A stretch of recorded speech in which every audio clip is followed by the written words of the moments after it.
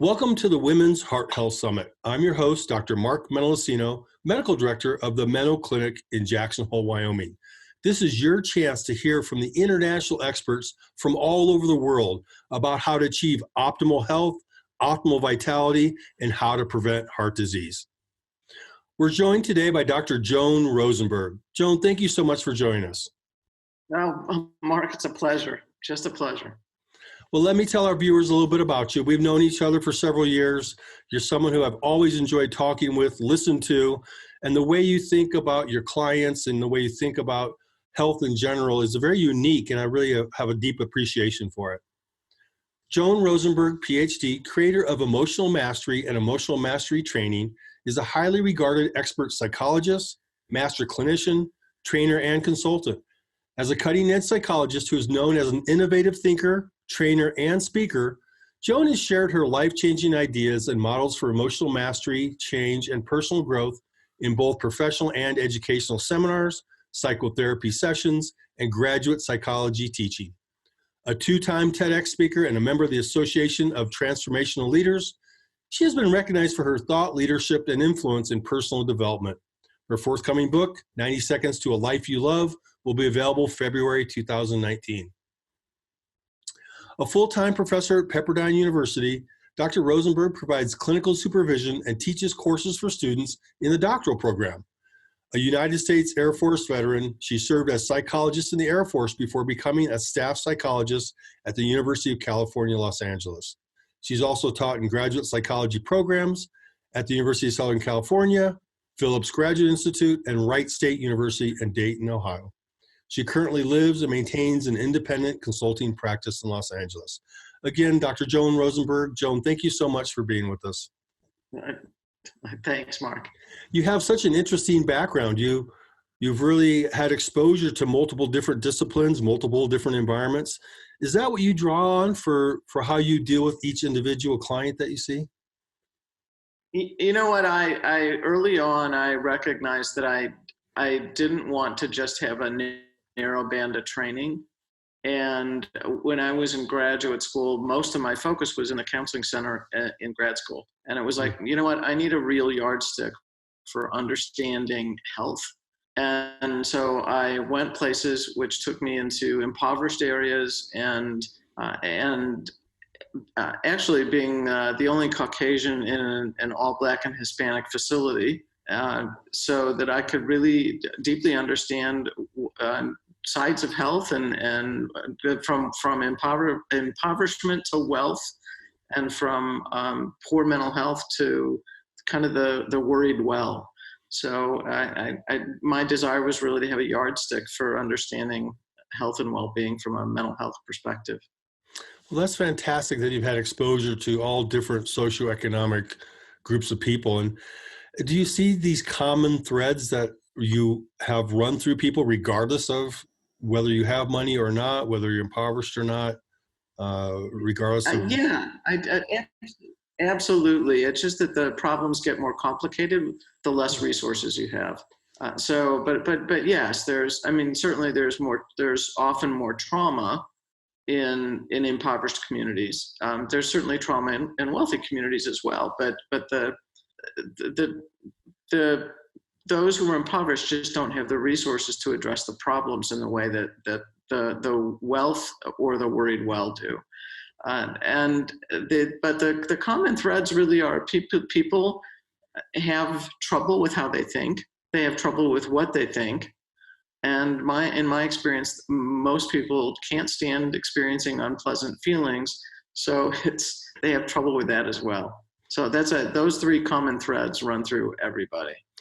We've had a lot of speakers speaking about women's health, and the common theme that really runs through a lot is obviously toxicity for women. We'll talk about that uniquely with your experience, but this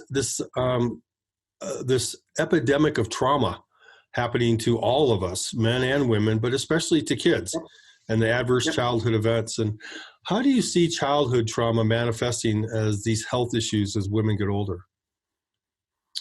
There's many people that say that what doesn't get emotionalized gets physicalized. so that when emotional insults are occurring and those aren't addressed, they're at an emotional level, then people, because of the experience, nobody wants to keep on reliving it. So we try to shut it out. Mm-hmm. And again, if we think about early trauma and as you said, the adverse childhood experiences, if we try to shut it out, then it has to go someplace. It doesn't, the concept is kind of, in my mind, kind of metabolizing. It's like if we work through something emotionally, it's almost as if we've metabolized it and taken what we've needed from it. In terms of a learning experience, not that we invited it, but we are able to incorporate it and make sense of it. When we don't do that, we try to shut it out. It's got to land someplace. It almost always lands in the body. So then we see more physical symptoms. We see stomach aches. We see heartaches. We see pain. So it manifests in different ways. You mentioned heartaches, and we were talking the other day to someone about a broken heart. These heartaches that we talk about, and we talk about emotions, feeling them in the pit of our stomach, about things being gut-wrenching and things being so heartfelt. It's interesting how we have these physical descriptions of these emotional symptoms. I actually like to think of the body as metaphor. Please. Well, if you think about we're got something that's gut wrenching, but it's gut wrenching because it's so emotionally devastating or so emotionally hard to handle, or something like if somebody has shoulder pain, then what we can think metaphorically and go, well, what are they shouldering? What are they carrying that might be too great, that's too much of a load or a burden for them? So I often use it in a metaphoric way and try to understand what part of the body is trying to communicate what message. Very interesting. I love how you think, Joan. You always put things in your words that are thoughts. I just love the way you put these analogies together. You talked earlier about how the body has to metabolize these feelings. What are some of the blocks to prevent that metabolism or to make that metabolism more inefficient so people can't process? Well, again, if I go back to what I started with the notion of what we think, how we think, and how we manage our feelings, I would see those three things as really getting in the way of making sense of what we've experienced in life. And we want to, people get into a lot of negative thinking. That's, probably a common topic. And and then, as I said earlier, most of us really kind of shy away from dealing with unpleasant feelings. We just don't want to deal with it. And then that prevents us from being able to lean into the experience, to move towards it, even though it was so unpleasant or so painful. It prevents us from doing that, and as a result, then we're not able to make sense of what we went through. You're one of the few practitioners I've heard use that term about leaning into these feelings. Can you tell me more about that? How do people do that with being self-protective at the same time? Well, I think of our unpleasant, if I allow me to generalize for a moment, most of us try to move away from unpleasantness. And which makes sense. Who wants to experience pain? But my point of view on this is that unpleasant feelings are actually crucial to our well-being. And crucial in ways that most people don't understand. So for me, leaning into unpleasant feelings is leaning into something that's actually there for three reasons. To protect us. Our feelings are there to protect us. Mm-hmm. So unpleasant ones in particular, ones like anger or disappointment, would keep us from, or would be feelings that would go, don't go there, right? It's like you've been hurt once, don't go back again. So that the anger is protective if we're being threatened.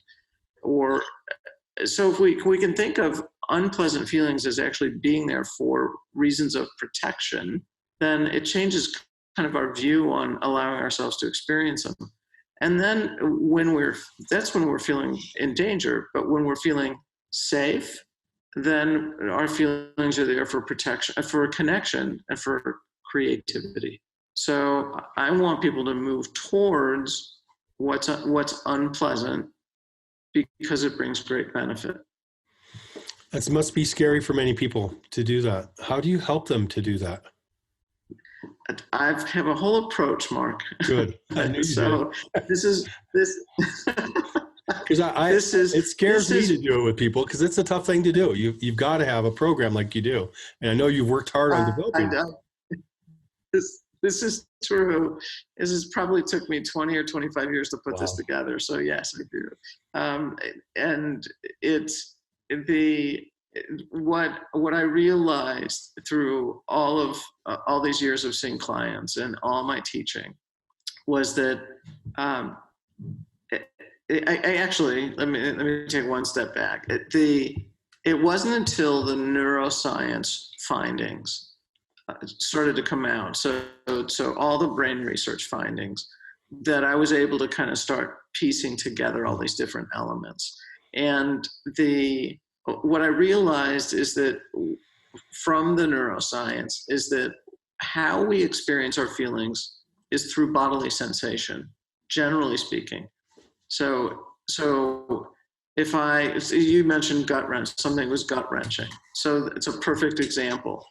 Something can be gut wrenching if it feels sad or disappointed, or it can be gut wrenching because you're angry, or any one of those kinds of things, or feeling helpless. And so if you just use that one idea, then what we have to do is to tolerate the bodily sensation at the gut, if you will.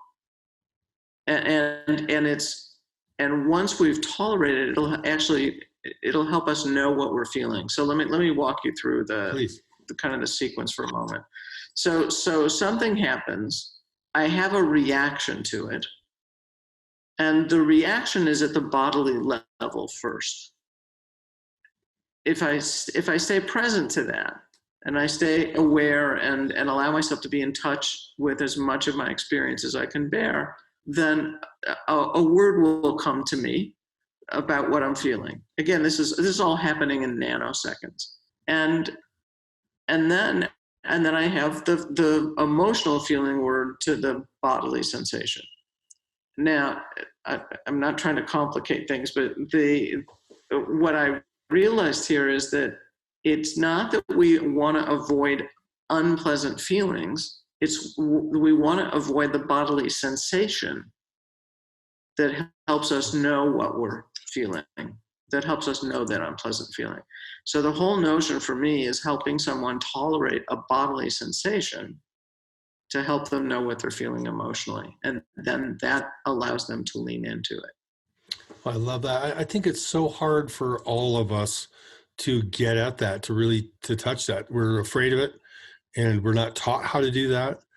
And it takes someone with your expertise to really be the expert guide in this.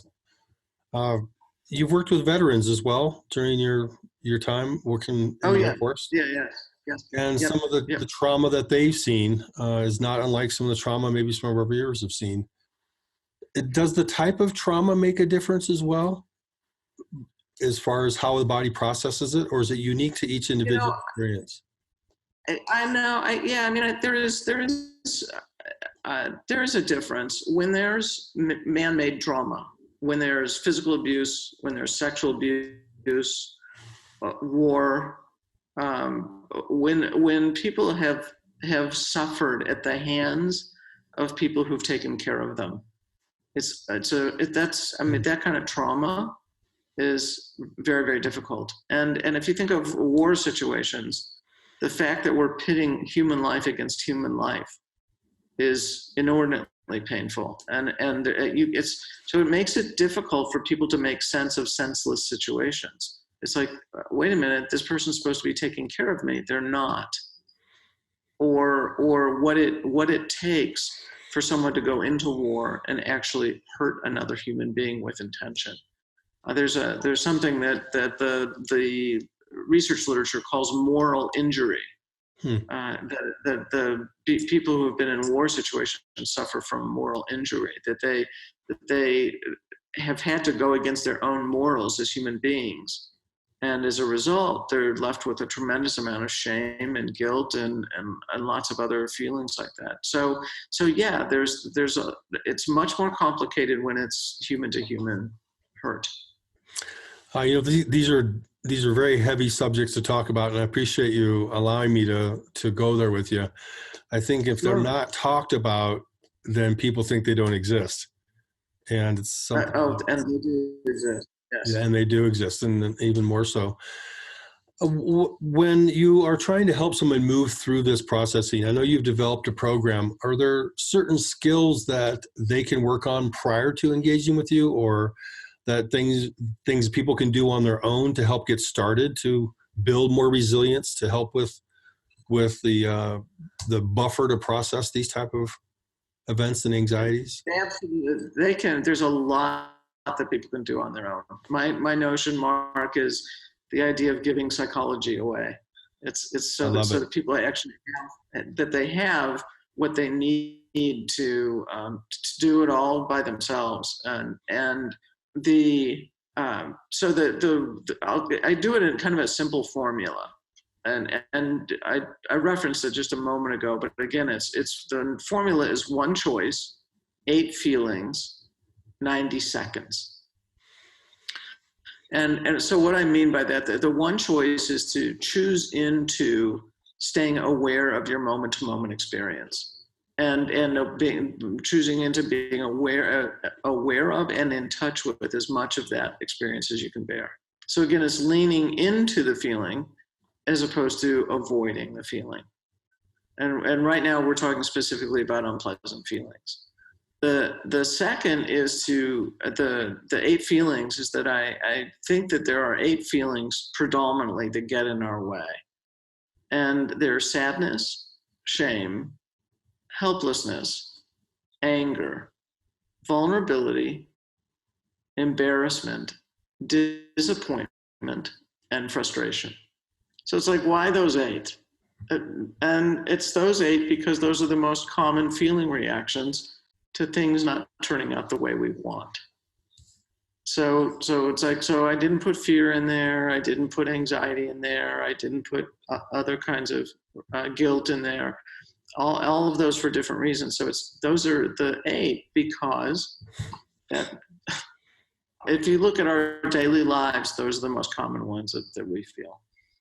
And then the 90 seconds part is the whole notion of, again, when a feeling fires off in our body, the reaction, the hormones and the neurochemicals or biochemicals flushing through our bloodstream, they activate those bodily sensations, but they also flush out of the bloodstream in roughly 90 seconds. So the whole notion here is if someone can ride kind of the wave of the intensity of the physical reaction for up to roughly 90 seconds, then they can lean into and stay present to the feeling.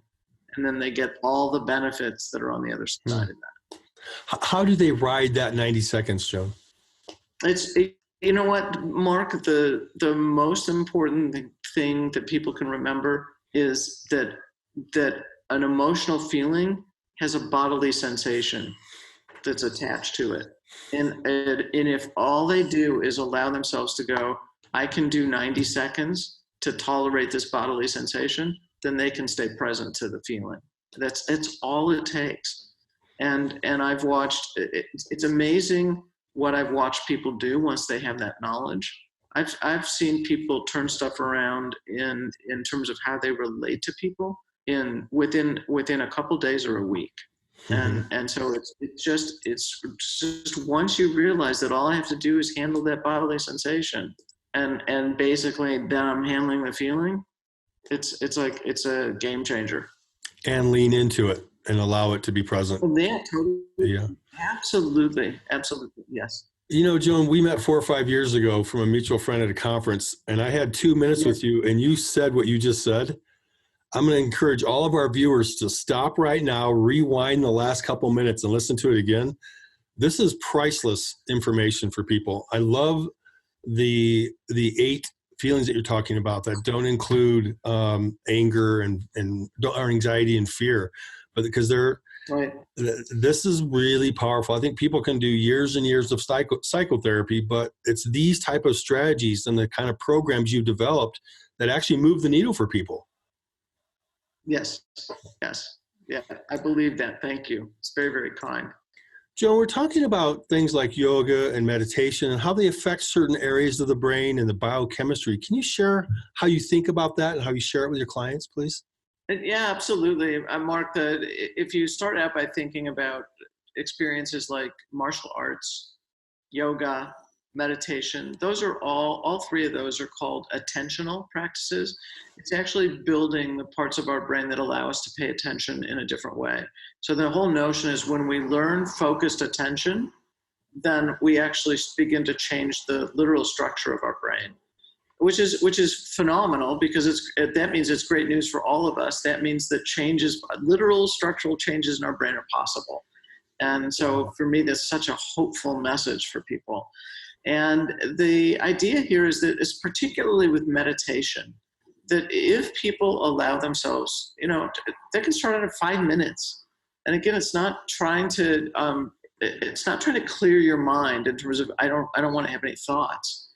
It's just being aware of your thoughts as if you were sitting in a movie theater and watching them go across a screen.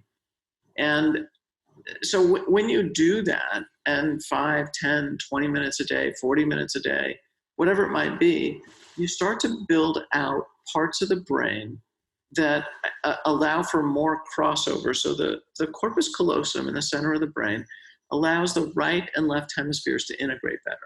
And what Dan Siegel would say is that an integrated brain is a healthier brain.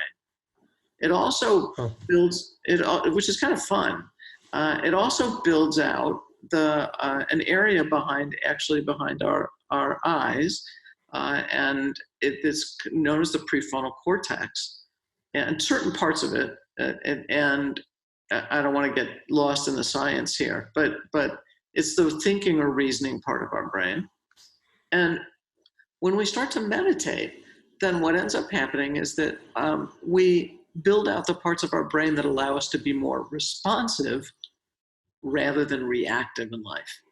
So that we can step back and be a little bit calmer and notice what we're experiencing, and then choose how to respond rather than being explosive and reactive right off the bat, or impulsive. And so it has a tremendous benefit above and beyond psychotherapy or anything else. So it's like, I always recommend meditation to people.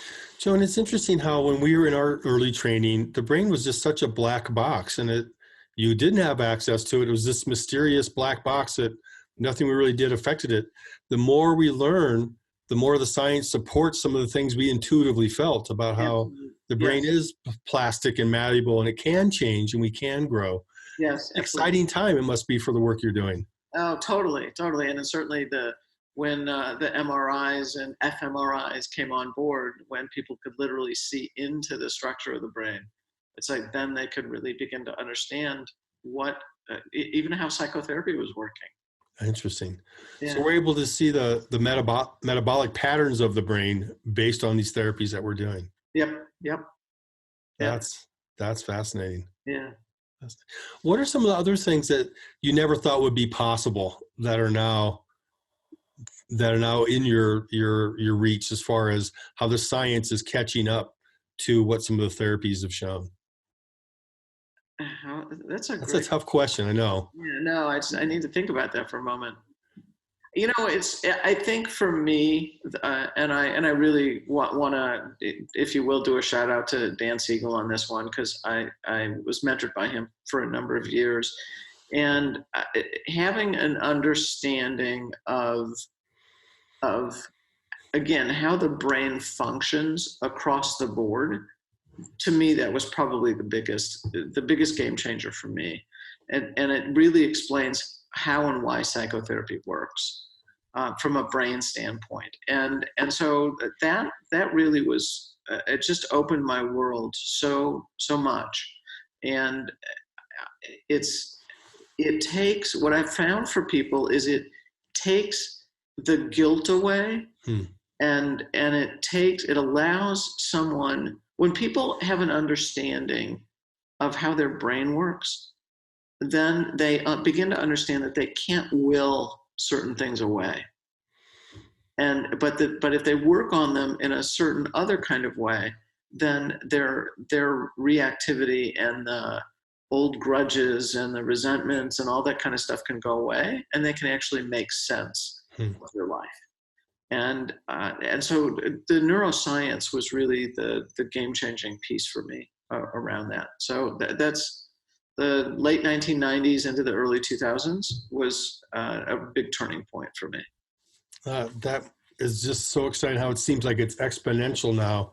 Yes. Their knowledge base is growing so fast. How do you keep up with this expanding knowledge base? What do you turn to besides good mentors and good resources? Well, I do. I turn to good mentors. I read constantly.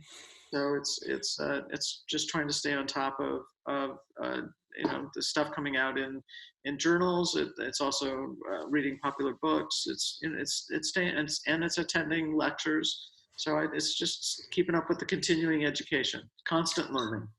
Well, there's so much information out there available, like the series we're doing together. You're bringing this great thought processes to the people viewing. You must have a lot of people come to you with misinformation as well, things they find on the internet or read or hear from their cousin who's married, whose sister's married to a doctor, or you have all these things, because I do. And how do you help people to really get good sources and to cut the wheat from the chaff? What I like to say is that there's a difference between opinion and good counsel.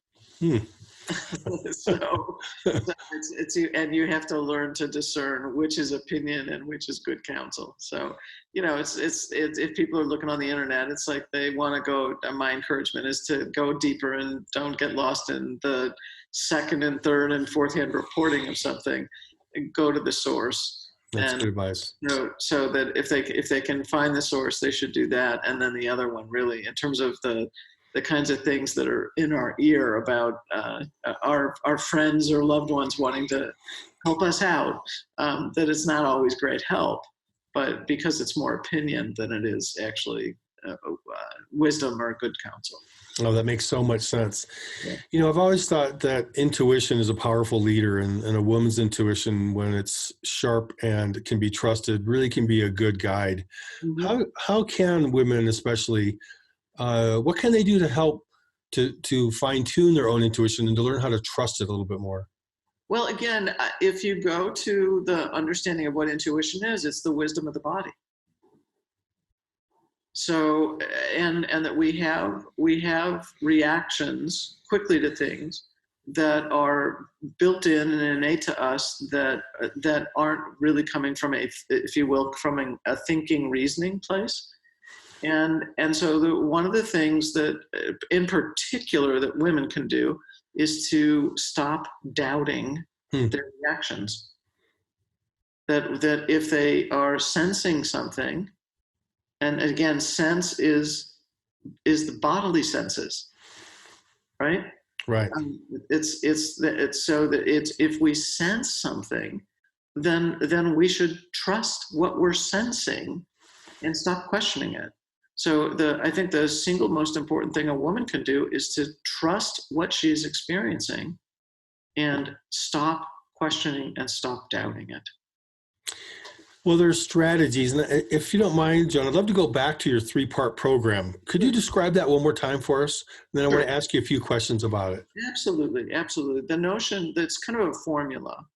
The formula is 1 choice, 8 feelings, 90 seconds. The premise behind it is if you can make the one choice to stay aware of and be in touch with as much of your moment-to-moment experience as you can bear, and you can ride 1 or more 90-second waves of 1 or more of 8 unpleasant feelings, you can go after anything you want in life. You can pursue anything you want in life. So it's the one choice is to lean into, to be aware of and in touch with the whole range of our feelings, pleasant and unpleasant. So you lean into those, and then it's dealing with 8 feelings. The 8 feelings are sadness, shame, helplessness, anger, vulnerability, embarrassment, disappointment, and frustration. And then the 90 seconds is, again, the ability to ride the bodily sensations and understand any given wave of feeling, if you will, is likely not to last much more than 90 seconds. So up to roughly 90 seconds. And there's some feelings you didn't include in your list. Can you tell us those and why? Sure. I did not include anxiety and fear, which is what most people will guess at right away. And I actually want people to have fear, but it's understanding why I want them to have it. First of all, in my mind, both the words fear and anxiety are terribly misused. And we say we're fearful in situations where if you pay attention to the definition, there's no fear. So fear fear comes about when we're in danger or face life threat. So it's danger in the moment, right now. And so I want, if somebody's in a dangerous situation or somebody is actually at threat, then I want them to have fear so that they can do whatever they need to do. So I don't want to take fear away. I just want people to use the word appropriately in situations where they're actually in danger or at life threat. Well, fear is such a primal instinct and such a misunderstood emotion. Yes. Yeah. How do you help people to lean into when you are talking about fear with them? How do you help them to discern that from the other feelings? Well, again, what I do is I actually educate quite a bit, Mark. And I know you do. When I'm in my practice. And so for me, it's actually doing what we're doing right now. It's like, let's differentiate fear from anxiety. And so if you understand that fear is the danger right now, then when you're in a situation, stop using the word fear. And actually, when we change our language, we change our experience of it. And so if we use a different word, we actually feel better. And the same is true of anxiety. Anxiety, if I may take one more step. Anxiety is diffuse apprehension of the future. But for me, that's like some big, vague word. It doesn't really mean anything. And so I will typically take the word anxiety away from people. And because for me, anxiety is really a cover for the unpleasant feeling. Oh, I love that, Joan. I think that's really good wisdom. So many men and women deal with anxiety and are taking medications like SSRIs, Xanax, those type of things. How when someone comes to see you kind of stuck on a medicine like that, how are you able to bridge them to that next level? You're teaching them, they're understanding. Yep. Again, for me, it's the same thing and I will tell you, so here's the secret sauce, Mark. Please. I'm all ears. And I hope everybody is too. The secret sauce is that for me, anxiety is unexperienced and unexpressed feeling. So, or anxiety is a cover for the 8 unpleasant feelings. So let me give you 2 examples here. Please. This is great. So anxiety, so somebody comes in, and so to your question, somebody comes in and says they're anxious, that maybe they're on a medication, maybe they're not.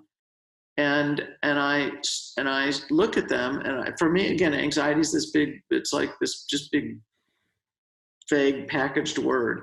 I said, so if I took all the words for anxiety away from you, what would you really be feeling? And usually I'll give them my 8 to work with. And almost invariably, it is vulnerability. Somebody needs to go do some kind of public speaking, right? So they're feeling vulnerable, not anxious. They're aware that they could get hurt. Somebody might laugh at them. Somebody might throw tomatoes at them or whatever, right? It's a feeling of vulnerability. It's a feeling of exposure. But once they use the word, I feel vulnerable, as opposed to I feel anxious, it actually makes the experience more manageable.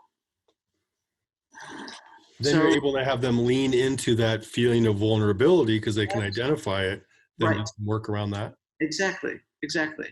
That's the first example. The other example is when people use the word anxious, they're almost always, if it's not vulnerability, then it's almost always the other 7 feelings I mentioned.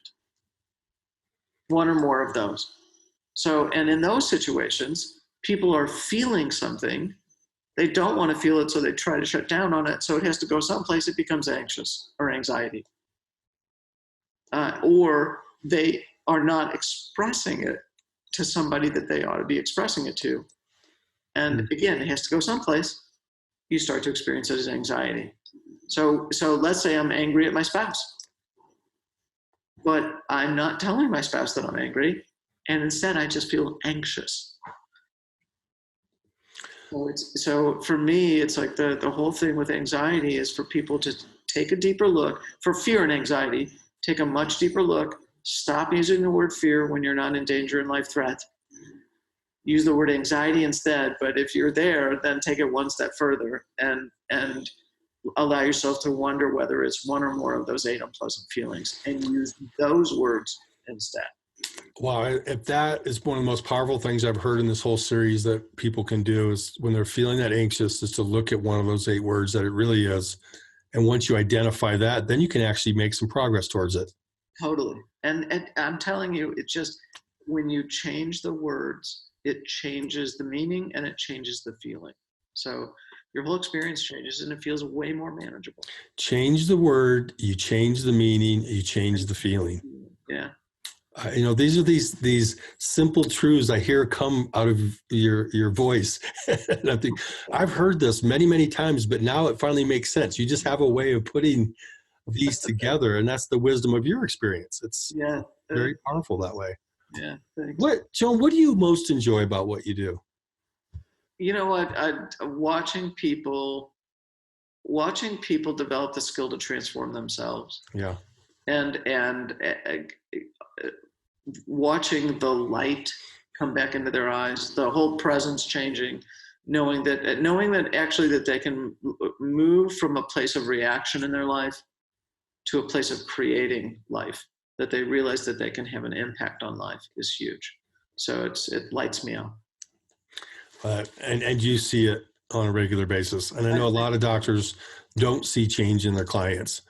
They keep using more and more medications. They keep doing more and more tests, and people don't change at that core level. And that's the beauty of the programs that you're providing, is you really are helping people change at that core level. Right. Yes. And I really think emotion drives so much of what happens in our life. I mean, again, there's a lot that has to do with how we think through things as well. Kind of, as I said earlier, what we're thinking and how we're thinking, but it makes a huge difference to be able to work with emotion and then to work with your thinking. Well, I just think of a woman that shows up at the emergency room with chest pain disguised as anxiety, that's driven by a fear of being vulnerable, and how this whole story could be unwound. Yes. But instead they get heartburn medicine sent home, or they get an antidepressant and sent home. Yeah. To that example in particular, I had a client many years ago who lost her father was sick. And actually it was within 6 weeks of his passing, and she would get heart pain. So he was sick, she had heart pain, he passed, she had heart pain. And a couple times she ended up going to the emergency room thinking that she was having a heart attack, but her heart checked out fine. It was the upset over, she had a very close relationship with her father. It was the upset, it was her heartache, literally. So it wasn't anxiety, it was the pain and the sadness, the profound sadness that was being kind of distorted or converted, transmuted, if you will, from the sadness was being transmuted into anxiety instead. So And then now it was showing up as a heart thing. But if you thought about it, it would make sense that she had heartache. She just lost her dad. So again, that's the metaphor of the body again. And Joan, I'm sure you see a lot of people come to you looking for better solutions that are on a whole boatload of medications or a bunch of vitamins or supplements or trying the latest and greatest internet fad. How do you wade through that with people and find the way to use what they're already on to try to taper them off, to bring in further skills? Is there a strategy that you use for that for people? Ooh, that's a hard one. I know it's personal, case by case, but yeah, it is. I mean, the first thing for me is always seeing whether talk therapy will make a difference. I mean, if they're on medication, then I'm not going to fiddle with that at the outset. right. But my goal is really to see as we continue to talk, whether they are developing the resilience, if you will, to face what they were not facing before. And as they get stronger emotionally, then it would be working in concert with whoever's been prescribing to see if we can play with tapering off medication. So that would be the kind of the approach with it, but it is case by case. And again, my thing is not to do anything with it right away. It's to see how the person responds over time. Well, yeah, I think that's to all of our viewers. My message is you just heard from a very wise practitioner that if you go see someone that immediately says those meds are bad, you have to go off all of them, be very scared of that person. If you go to see someone who says, well, let's look at these other avenues of therapy and other ways to help you, but let's not go and get rid of what you're on. That's a sign to me of someone who's a very wise practitioner. So that's a message to all of our viewers. Okay. Look for that in who you seek out, someone who has that balance, that has a respect for both sides. No, absolutely. Yes. And then hopefully get to the point where you can talk to your other practitioner about reducing meds, but Right. you don't want to just stop them. But Yeah. at the same time, all these other things you're talking about, to me, long-term, having run Clinical Trial Center, there's more power in that type of self-insight than in any pill.